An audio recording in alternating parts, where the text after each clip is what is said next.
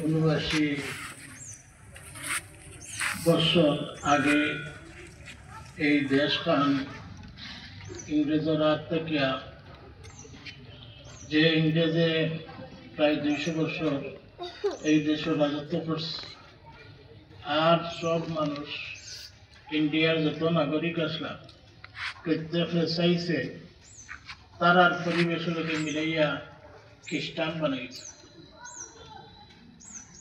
এই দেশের যত নাগরিক মুসলমান, হিন্দু, জৈন, বৌদ্ধ, শিখ যত ধর্মাবলম্বী প্রত্যেক ধর্মরে নষ্ট করিয়া এক খ্রিস্ট ধর্ম তারা সবরে নিবার প্রচেষ্টা রাত দিন 24 ঘন্টা করছে।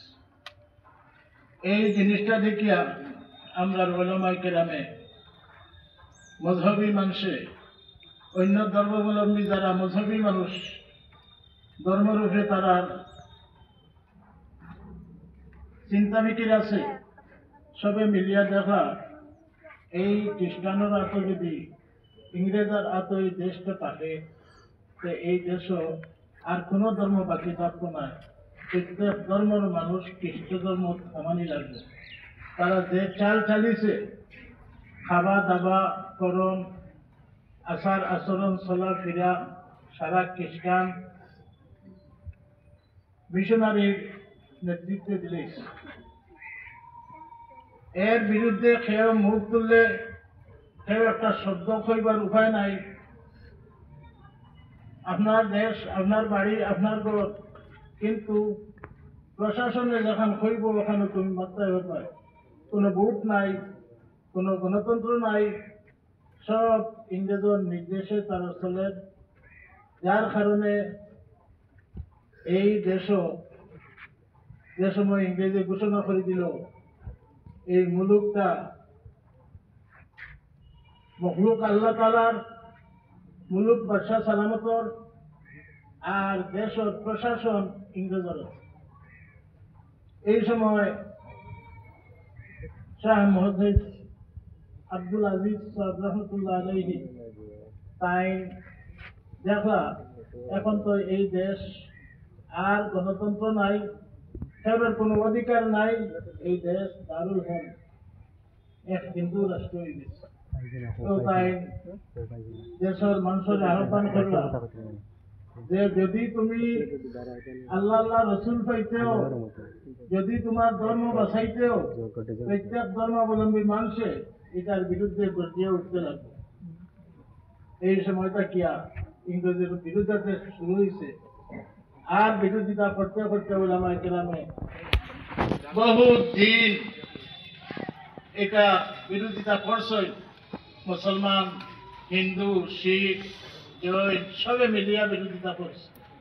বিরোধিতা করার পরে আল্লাহ মেহরবানি হয়েছে প্রায় 2 লাখ স্বাভাবিক মানুষ, দিনদার মানুষ ইংরেজের বিরুদ্ধে যা করিয়া মারা গেছে।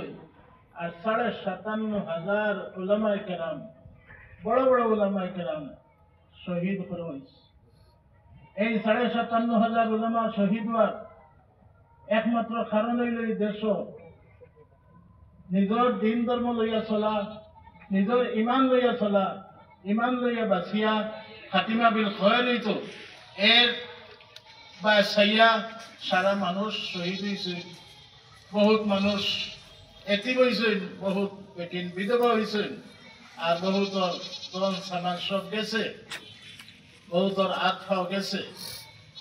আল্লাহ পাক পরবর্তীকারে আলমে আমরা রে এমন এক দিন বানাইল দিন, এমন এক মজহব যেটা পরিকল্পনা আমরার মধ্যে নাই, ওলা একটা দিন বানাইয়া আমরা সুযোগ হলে আমরা সামনে দিছি। আজ আমরা ওটারও খেদমত করতে পারিয়েন না। যদি নমুনার কোনো মুসিবত আমরা উপরে আইতো আমরা তো সব ফেল মারলাম। ওখান দোয়া করো আল্লাহ পাক পরবর্তীকার আলমে এলা কোনো পরিবেশ দেশ যদি তৈরি হয় যেটার মোকাবিলা করা লাগে, কোনো ইনকিলাব ছাড়া দেশ শান্তি আয় না। এই ইনকিলাব ব্যতীত শান্তি আইতো না। গতিকে যে কোনো জুলুম আর অত্যাচারের বিরুদ্ধে যদি দেশের স্বার্থ খেলাফ হয় তে আমরা রুকিয়া দাঁড়াইতাম। আজ আমরা শুক্রিয়া আদায় করিয়া আল্লাহর কাছে খুঁজিয়া যত মানুষ এই দেশ আজাদ করতে শহীদ হয়েছে আল্লাহ তান্তান আল্লাহ তান্তান পরিবার বর্গরে সারারে খরিকে রহমত করুক, টান টান খানদানোর মানুষের আল্লাহ দিন দুনিয়া সকল নমুনার কামিয়াবিধি মালামাল করুক। আর আমরা যারা এইটারে অনুধাবন করিয়া অর্থাৎ বা সাইয়া সাইয়া চলিয়া আল্লাহ আমরা সহিব হতে চলবার তৌফিক দেয়। আর দেশের স্বার্থে যে সময় যে কিছু করা লাগে দেশকে সুন্দর করতে ইনশাল্লাহ আমরা তৈয়ার আছি। আপনারা তো তৈয়ার আছেন না? ইনশাআল্লাহ আল্লাহ আমরা তৌফিক দিত।